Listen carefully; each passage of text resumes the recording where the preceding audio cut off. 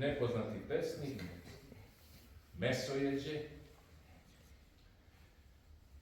Di god koji svirač sad imade, svaki duva veselo u gajde.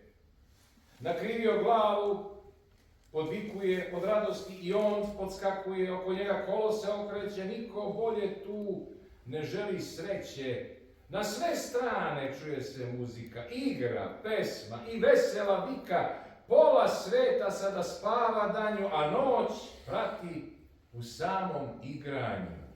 Kad muzika svira, niko nema mira, i staro i mlado veseli se rado, slatko vince pije, igrom nogom bije.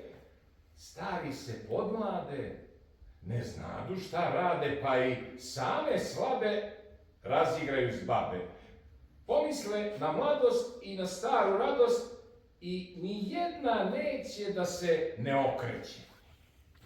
Ta slobodno nek se svak veseli, nek uživa što mu srce želi, nek pijući peva mnoga ljeta, jer je kratak život ovog sveta, nek se smeje i nek se šali, brigu nek na svetu uvek hvali.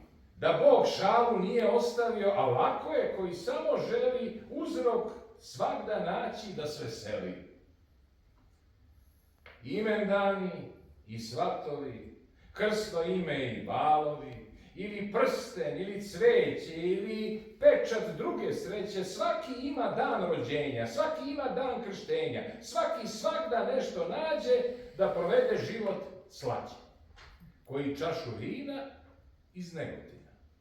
Slobodno je kapu nakriti i u svaku čašu zaviriti, dopušta se uz sve mesojeđe, napiti se i opiti češće, pa s gajdama i posle pomoći kroz čaršiju i bez fenjera proći, kogod znade da su mesojeđe, taj nikome zameriti neće.